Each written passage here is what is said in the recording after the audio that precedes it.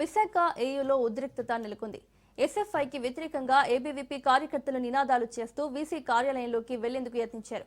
అదే సమయంలో ఎస్ఎఫ్ఐ నేతలు అక్కడికి వచ్చి ప్రతినినాదాలు చేయడంతో తోపులాట జరిగింది. దీంతో పోలీసులు రంగంలోకి దిగి పరిస్థితిని అదుపులోకి తెచ్చారు. క్యాంపస్లోకి బయట వ్యక్తులు రాకుండా అధికారులు మెయిన్ గేటుకు తాళాలు వేశారు. నిన్న ఆర్ఎస్ఎస్ శాఖను ఎస్ఎఫ్ఐ కార్యకర్తలు అడ్డుకోవడంతో ఈ వివాదం రాజుకుంది.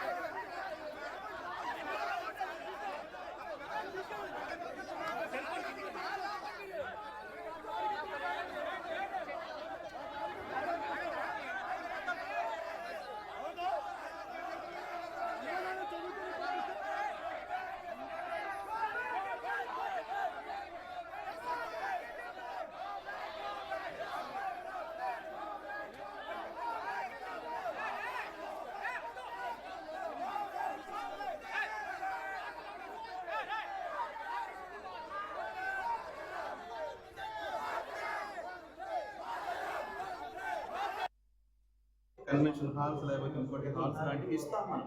వాళ్ళు సెలబ్రేట్ చేసుకుంటారు, క్రిస్మస్ కానీ ఇంకోటి కానీ సెలబ్రేట్ వీ నెవర్ రెస్ట్రిక్ట్. అసలు అటువంటి యాక్టివిటీకి ఎప్పుడు మేము రెస్ట్రిక్ట్ చెయ్యము, అటువంటి లేదు కూడా. అయితే ఇది కొత్తగా మతపరమైన యాక్టివిటీ అని అంటున్నారు. మతపరమైన యాక్టివిటీ అంటే ఏ విధమైన activity? It is canvassing like లేకపోతే ఏంటి అనే దానికి పాయింట్ అవుట్. అది నాకు ఇప్పటివరకు తెలియదు. సార్ కొందరు విద్యార్థులు కర్రలు తీసుకుని యాక్టివిటీ చేయడం అనేది యూనివర్సిటీ క్యాంపస్లో, అంటే కొంతమంది అవుటర్స్ ఉన్నారు, ఈ లోపల ఉన్నటువంటి స్టూడెంట్స్ కూడా చేస్తున్నారు. కర్రలు తీసుకుని అంటే ఇప్పటి వరకు మీ ఇంత సెక్యూరిటీ ఉన్నటువంటి సెక్యూరిటీ కూడా సెక్యూరిటీ అనేది మీరు అనద్దు. సెక్యూరిటీ ఇంకా స్ట్రెంగ్తన్ చేసుకోవాలి. మీరు సెక్యూరిటీ అని ఉన్న సెక్యూరిటీ తోటే we're trying to find out or disperse or to get the free campus అనేది చేస్తున్నాం. But we're going to recruit the security.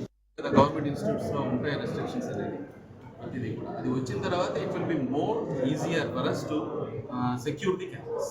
Sir out house వల్ల ఇష్యూ వస్తుందనేది మన ఆలోచన. దీంతో పాటు సాయంత్రం కూడా మళ్ళీ ఇంకోసారి గ్యాదర్ అవుతాం అనేది చెప్తారన్నమాట ఏబీవీపీ నుంచి. ఏమంటారు సాయంత్రం కూడా మళ్ళీ క్యాంపస్ అవుట్ సైడర్స్ ఎవరైతే బయట నుండి వచ్చిన ఆర్ఎస్ఎస్ కార్యకర్తలు ఉన్నారో వాళ్ళు జనరల్ స్టూడెంట్స్ మీద దాడి చేయడం జరిగింది. ఏదో వాళ్ళ కార్యక్రమాలు చేసుకుంటుంటే మీరు ఎవరు ఎందుకు వచ్చారు ఇక్కడ అని అడిగినందుకు స్టూడెంట్స్ మీద జరిగిన దాడిది. అయితే దాన్ని ఇలాంటివి జరగకూడదు. ఇలా ఆర్ఎస్ఎస్ అదేమైనా ఒక విద్యార్థి సంస్థ, దానికి ఇక్కడ ఎలా ఉండటానికి కాదు, అదొక మత సంస్థ. దాని గురించి మనందరికీ తెలిసింది. అది ఏదో ఒక మతాన్ని మాత్రమే ప్రచారం చేస్తూ ఉంది అన్న విషయం. అయితే మేము అడుగుతుంది ఏంటంటే ఇటువంటి మత సంస్థలు వేటికి కూడా మనం ఎలా ఇవ్వకూడదు. అంతెందుకండి మన యూనివర్సిటీలోనే శాతవాహన బాయ్స్ హాస్టల్ పైన జై శ్రీరామ్ ఆర్ఎస్ఎస్ జెండా ఎగురుతుంది. ఒక మతాన్ని ప్రొటెక్ట్ చేస్తూ ఉన్న జెండా. ఇటువంటివి ఏవి మతానికి సంబంధించి, కులానికి సంబంధించి, జాతికి సంబంధించి ఏవి కూడా ఈ యూనివర్సిటీలు ఉండకూడదని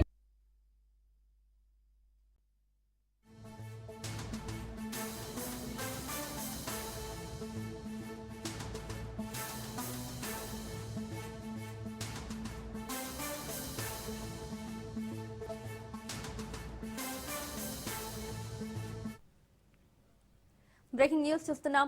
బొత్స సత్యనారాయణకు హెరిటేజ్ సంస్థ నోటీసులు జారీ చేసింది. తిరుమల కల్తీ లడ్డు వ్యవహారంపై రాజకీయ రంగు పులుముకుంది. అధికార పార్టీ వైసీపీ నేతల మధ్య మాటల యుద్ధం కొనసాగుతుంది. ఇరువురు పరస్పర ఆరోపణలతో పొలిటికల్ హీట్ రాజేసుకుంటుంది. హెరిటేజ్ సంస్థపై బొత్స సత్యనారాయణ నిరాధార ఆరోపణలు చేస్తున్నారని ఆ సంస్థ నోటీసులు అందజేసింది.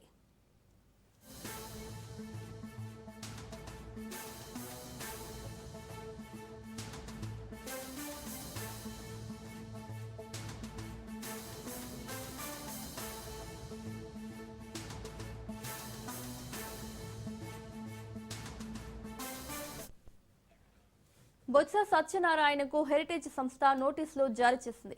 తిరుమల కల్తీ లడ్డు వ్యవహారంపై రాజకీయ రంగు పులుముకుంది. అధికార పార్టీ వైసీపీ నేతల మధ్య మాటల యుద్ధం కొనసాగుతోంది. ఇరువురు పరస్పర ఆరోపణలతో పొలిటికల్ హీట్ రాజేసుకుంటోంది. హెరిటేజ్ సంస్థపై బొత్స సత్యనారాయణ నిరాధార ఆరోపణలు చేస్తున్నారని ఆ సంస్థ నోటీసులు అందజేసింది.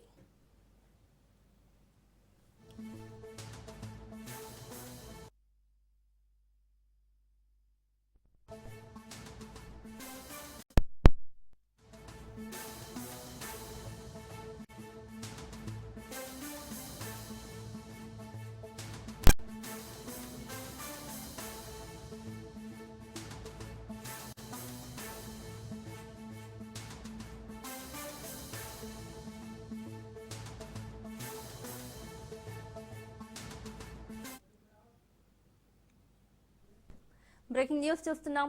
వేములవాడ భీమేశ్వరాలయంలో అపచారం జరిగింది. స్వామివారికి అత్యంత నిష్ఠతో సమర్పించిన నైవేద్యాన్ని చెత్త ట్రాక్టర్లో పడేసిన వైనం వెలుగులోకి వచ్చింది.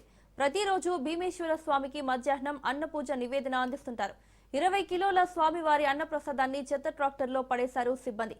భక్తులకు ప్రసాదంగా అందజేయాల్సి ఉండగా సిబ్బంది పూర్తిగా నిర్లక్ష్యం వహిస్తున్నారని విమర్శలు చేశారు. భక్తుల మనోభావాలను కించపరిచే విధంగా వ్యవహరిస్తున్నారు ఆలయ అధికారులు చర్యలు తీసుకోవాలని భక్తులు డిమాండ్ చేస్తున్నారు.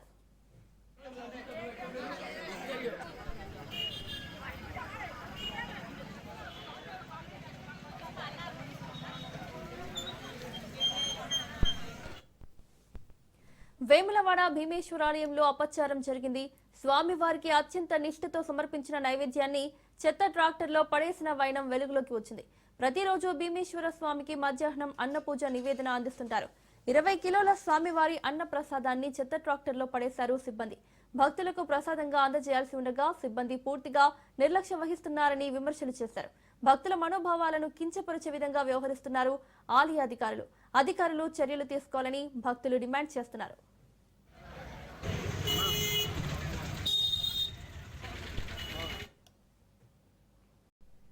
కాకినాడ జిల్లా పెద్దాపురం మండలం రాయభూపాలపట్నం గ్రామంలో రాజ్ న్యూస్ క్యాలెండర్ను జనసేన సీనియర్ నాయకులు నల్లల నాగేంద్రబాబు ఆవిష్కరించారు. అనంతరం రాజ్ న్యూస్ ప్రేక్షకులందరికీ శుభాకాంక్షలు తెలిపారు. సమాజంలో మరిన్ని వార్తలు సేకరించి ప్రజల్లోకి తీసుకెళ్లాలని నాగేంద్రబాబు ఆకాంక్షించారు.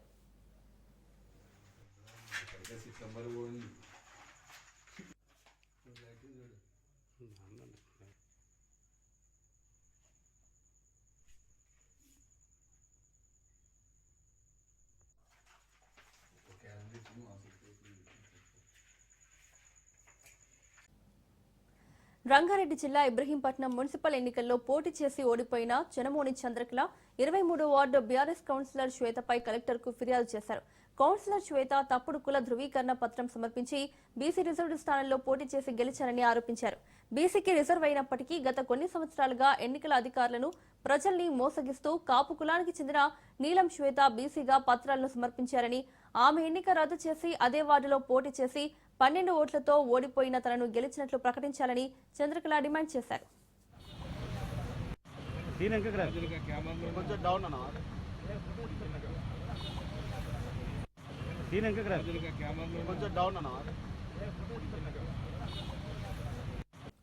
మంత్రి వివేక్ కాన్వాయ్పై దాడి కేసులో బీఆర్ఎస్ నాయకుడు మాజీ ఎమ్మెల్యే బాల్క సుమన్ను పోలీసులు అరెస్ట్ చేశారు. సుమన్ను అరెస్టు చేసే సమయంలో కార్యకర్తలు అడ్డుకునే ప్రయత్నం చేయగా పోలీసులు వారిపై లాఠీచార్జ్ చేసి చెదరగొట్టారు. క్యాతనపల్లిలోని ఆయన నివాసంలో బాల్క సుమన్ను అరెస్టు చేసిన పోలీసులు మంచిర్యాల ఆసుపత్రికి తరలించారు. వైద్య పరీక్షల అనంతరం రామగుండం తరలించనున్నారు. వివేక్ కాన్వాయ్పై దాడికి సంబంధించి రామకృష్ణపురం పోలీస్ స్టేషన్లో కేసు నమోదైంది. A1 గా బాల్క సుమన్, A2 గా మూలరాజ్ రెడ్డి పేర్లను పేర్కొన్నారు.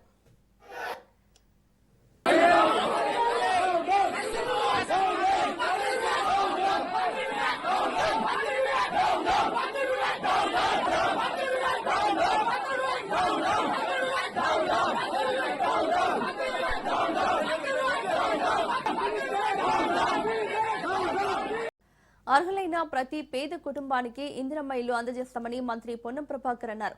సచివాలయంలో ఇందిరమ్మ ఇళ్ల లబ్ధిదారుల ఎంపికపై అధికారులతో మంత్రులు పొన్నం ప్రభాకర్, అజారుద్దీన్ సమీక్షా సమావేశం నిర్వహించారు. L1 కింద హైదరాబాద్ నుంచి 4,22,000కు పైగా దరఖాస్తులు వచ్చాయని, ఇప్పటి వరకు 4,800 మందికి డబుల్ బెడ్రూమ్ ఇళ్ల స్థలాల సేకరణతో G+5 నుంచి G+10 వరకు ఇళ్ల నిర్మాణం ప్లాన్ చేస్తున్నామని తెలిపారు. పెండింగ్ పనులను వెంటనే పూర్తి చేయాలని అధికారులకు ఆదేశాలు జారీ చేశారు మంత్రి పొన్నం. మురికివాడలో ఇందిరమ్మ మోడల్ కాలనీల ఏర్పాటుపై మంత్రులు సమీక్షించారు.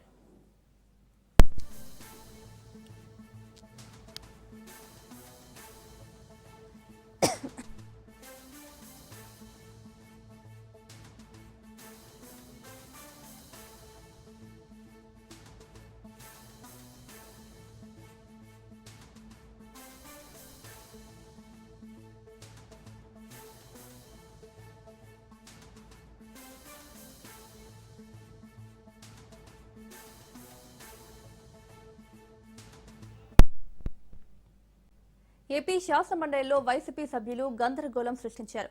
ఇందాపూర్ డైరీ పేరుతో హెరిటేజ్ సంస్థ టీటీడీకి నెయ్యి సరఫరా అంశంపై చర్చించాలని వైసీపీ వాయిదా తీర్మానం చేసింది.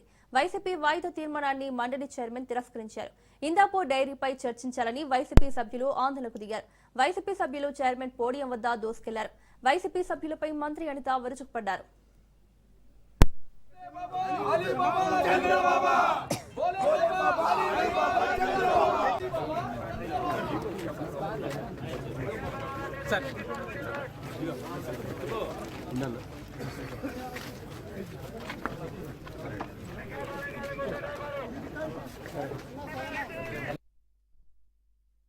అధ్యక్ష, మాకు సభా సమయం చాలా విలువైంది. అధ్యక్ష, మాకు సభా సమయం చాలా విలువైంది.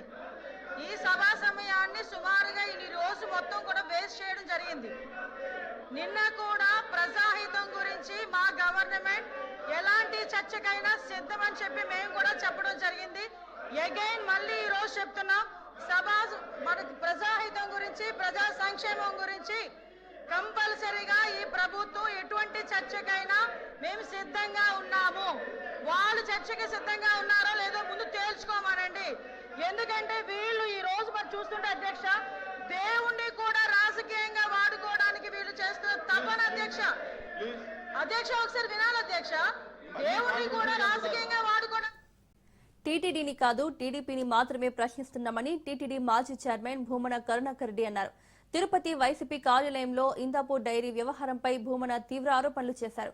టీటీడీ నెయ్యి సరఫరాకి నందిని డైరీకి సింగిల్ టెండర్, ఇందాపూర్ డైరీకి L3 టెండర్కే ఇచ్చారని అన్నారు. మదర్ డైరీ, ఇందాపూర్ డైరీ 130 కోట్లకు టెండర్ దక్కించుకుంది. నిబంధనలు కఠినతరం చేశామని టీటీడీ చెప్పినట్లు తెలిపారు. తాజాగా కల్తీ నెయ్యి విషయంలో అనేక కొత్త విషయాలు బయటకు వస్తున్నాయని, ఇందులో ముఖ్యంగా ఇందాపూర్ నెయ్యి హాట్ టాపిక్ గా ఉందని భూమన అన్నారు.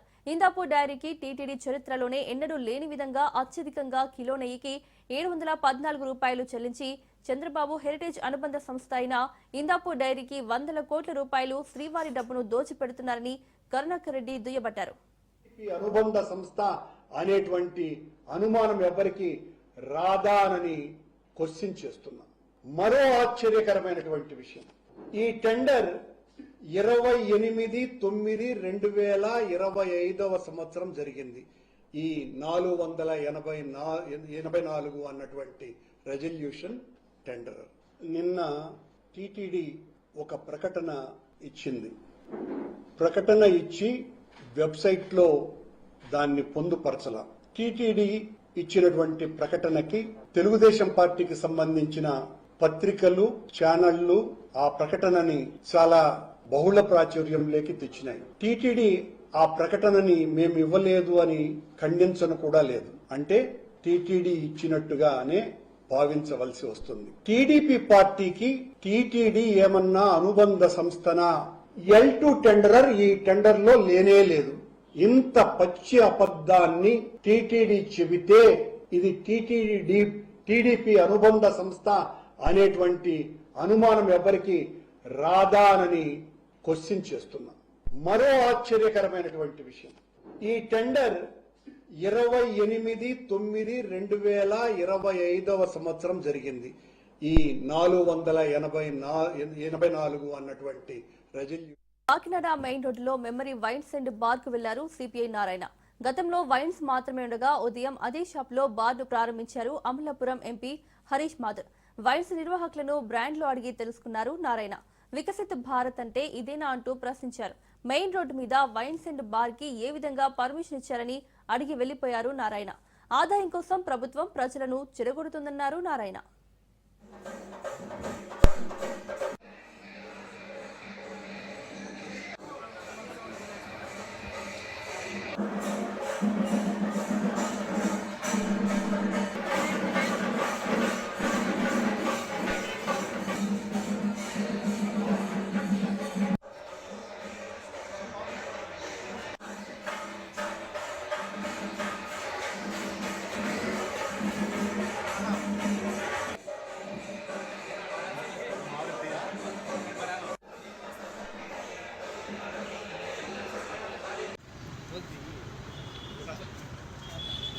కాకినాడలో ఇది modern bar come branch shop చాలా బాగుంది. ఇది వికసిత భారత్ అంటే ఇదే అనుకుంటా.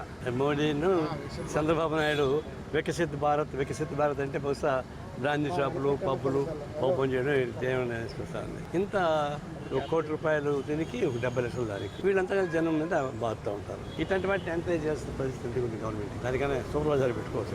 ప్రజల్ని చెడగొట్టడానికి, ఆరోగ్యం చెడగొట్టడానికి రంగులతో కూడుకున్న డెకరేషన్స్ ఇచ్చి వాళ్ళకి డబ్బులు వసూలు చేసి ప్రజల్ని ఇట్లాంటి ఇబ్బంది పెట్టడం అనేది ప్రభుత్వానికి ఈ మద్యం అమ్ముకోవడం ద్వారానే బతకాలనేటువంటి ఒక దిగజారు. తెలుగు రాష్ట్రాల్లో కోర్టులకు బాంబు బెదిరింపులు వచ్చాయి. నాంపల్లి సిబిఐ కోర్టుతో పాటు కరీంనగర్, రాజమండ్రి కోర్టులో బాంబులు పెట్టామంటూ దుండగులు సమాచారం ఇచ్చారు. దీంతో కోర్టుల్లో బాంబు స్క్వాడ్ తనిఖీలు చేస్తోంది.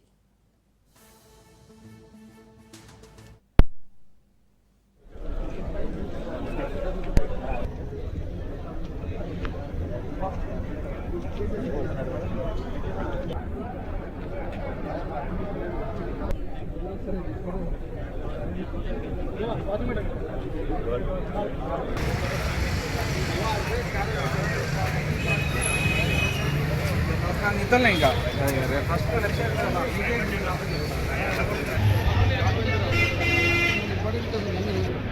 లెటర్ పెట్టడం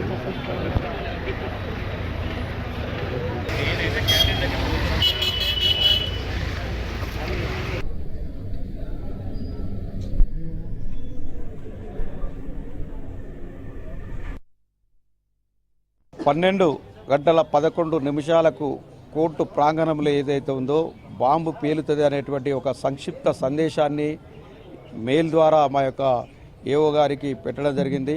వెంటనే స్పందించినటువంటి ఏఓ గారు ఈ యొక్క కరీంనగర్ కోర్టు ప్రాంగణం ఏదైతే ఉందో 2 టౌన్ పరిధిలో ఉంటుంది.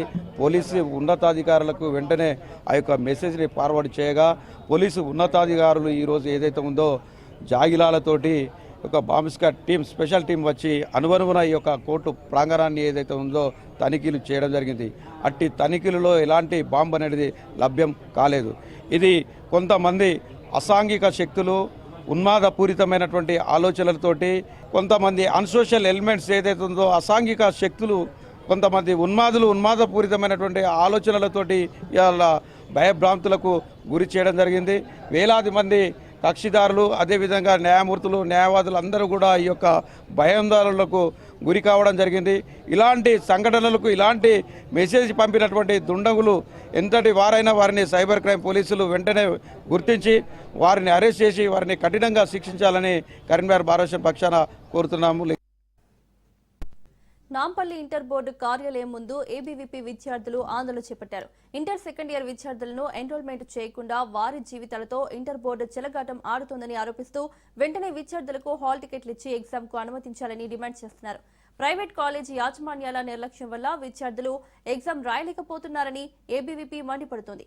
దీంతో ఇంటర్ బోర్డు ముట్టడి యత్నించిన వారిని పోలీసులు అడ్డుకోవడంతో పోలీసులకు ఏబీవీపీ నాయకుల మధ్య వాగ్వివాదం చోటు చేసుకుంది. పలువురు ఏబీవీపీ నాయకులను అరెస్టు చేసి పోలీస్ స్టేషన్ కు తరలించారు పోలీసులు.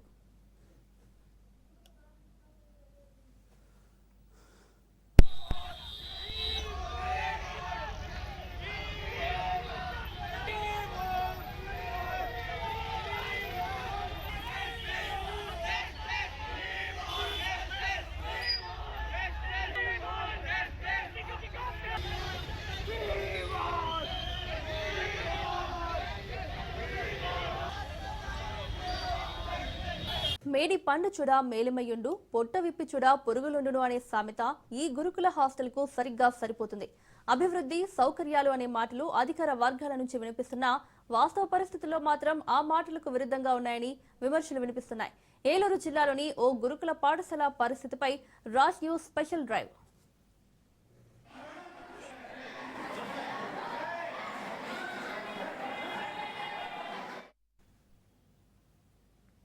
చింతలపూడి పట్టణంలో ఉన్న డాక్టర్ బిఆర్ అంబేద్కర్ గురుకుల పాఠశాలలో చదువుకుంటున్న విద్యార్థులు రోజు సమస్యల మధ్య రోజులు గడుపుతున్నారు. సామాజిక న్యాయం కోసం జీవితాన్ని అంకితం చేసిన డాక్టర్ బిఆర్ అంబేద్కర్ పేరు మీద నడుస్తున్న ఈ విద్యా సంస్థలోనే మౌలిక సౌకర్యాలు లేకపోవడంపై విద్యార్థులు ఆవేదన వ్యక్తం చేస్తున్నారు. 2023 నవంబర్లో నూతన హాస్టల్ భవనాన్ని ప్రారంభించినప్పటికీ ఇప్పటి వరకు హాస్టల్ ప్రాంగణంలో తాగునీటి బోర్డు ఏర్పాటు చేయకపోవడంపై అధికారుల నిర్లక్ష్యం స్పష్టంగా కనిపిస్తోంది. సుమారు 500 మంది విద్యార్థులు ఉండే ఈ హాస్టల్లో నీటి కొరత పెద్ద సమస్యగా మారింది. చదువు, ఆరోగ్యం, పరిశుభ్రత అన్నీ నీటిపైనే ఆధారపడి ఉండగా విద్యార్థులు ఇబ్బందులు పడాల్సిన పరిస్థితి రావడం పట్ల ఆగ్రహం వ్యక్తమవుతోంది.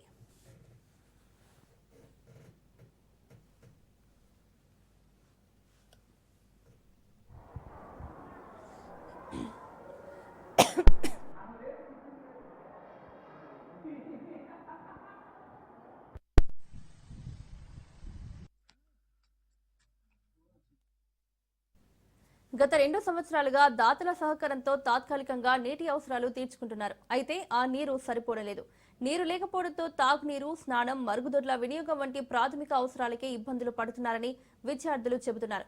పరిశుభ్రత లోపించడం వల్ల చర్మ సంబంధిత సమస్యలు వచ్చే ప్రమాదం ఉందని తల్లిదండ్రులు ఆందోళన వ్యక్తం చేస్తున్నారు. హాస్టల్లో ఇతర మౌలిక వసతులు కూడా పూర్తిగా లేవని చెబుతున్నారు.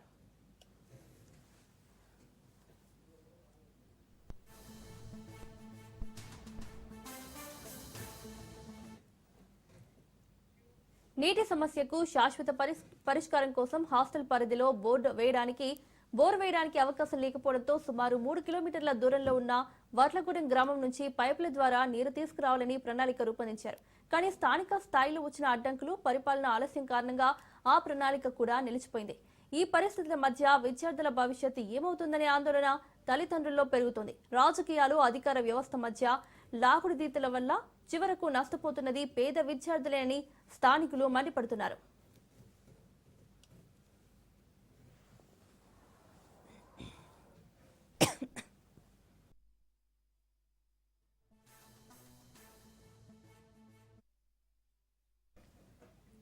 పేద, వెనుకబడిన వర్గాల విద్యార్థులకు నాణ్యమైన విద్య, సురక్షిత వసతి కల్పించడమే గురుకులాల లక్ష్యం.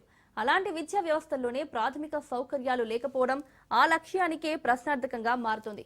ఇప్పటికైనా ఉన్నతాధికారులు, ప్రజాప్రతినిధులు స్పందించి సమస్యలను శాశ్వతంగా పరిష్కరించకపోతే చదువుతో జీవితాన్ని మార్చుకోవాలని ఆశపడుతున్న విద్యార్థుల కలలు దెబ్బతినే ప్రమాదం ఉందని తల్లిదండ్రులు హెచ్చరిస్తున్నారు.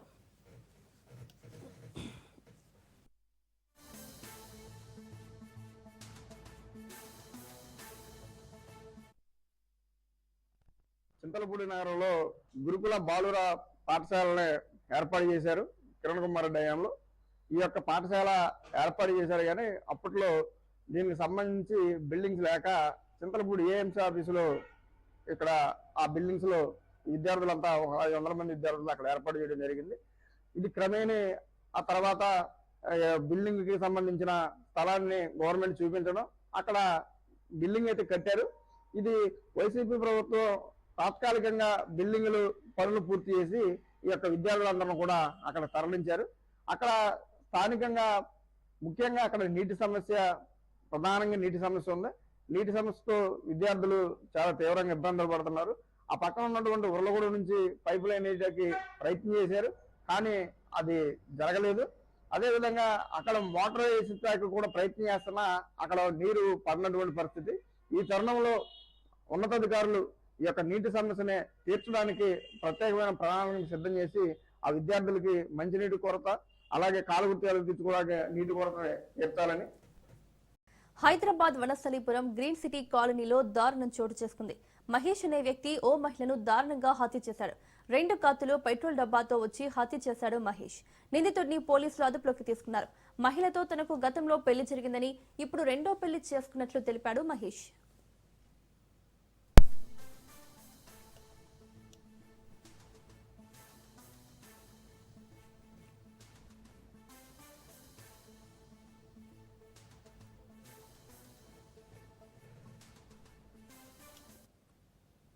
ఐబొమ్మ నిర్వాహకుడు ఇమ్మడి రవి చెంచల్గూడ జైలు నుండి విడుదలయ్యారు. కోర్టు రవికి బెయిల్ మంజూరు చేయగా బయటకు వచ్చాడు. ఐబొమ్మ వెబ్సైట్ ద్వారా సినిమాలను పైరసీ చేస్తున్న కారణంగా రవిని 3 నెలల క్రితం పోలీసులు అరెస్ట్ చేశారు. అరెస్టు తర్వాత పలుమార్లు కస్టడీలోకి తీసుకుని విచారించారు. విచారణలో కీలక అంశాలు బయటపడ్డాయి. రవి ఐలాండ్ నుండి పైరసీ సినిమాల వెబ్సైట్ ను నిర్వహిస్తున్నాడని తేలింది.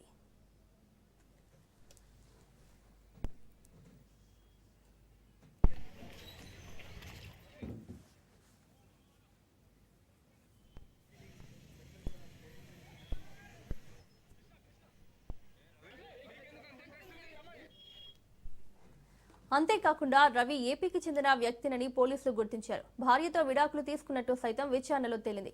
అక్రమ సంపాదన కోసమే సినిమాలను పైరసీ చేయగా చిత్ర పరిశ్రమకు వేల కోట్ల నష్టం వాటిల్లినట్లు పోలీసులు గుర్తించారు. రవి పైరసీ సినిమాల ద్వారా బెట్టింగ్ యాప్స్ ప్రమోట్ చేస్తూ కోట్లు సంపాదించినట్టు గుర్తించారు. ఇక రవి జైలుకు వెళ్లిన నాటి నుండి అనేక సార్లు బెయిల్ కోసం ప్రయత్నించగా ఎట్టకేలకు ఆయన బయటకు వచ్చాడు.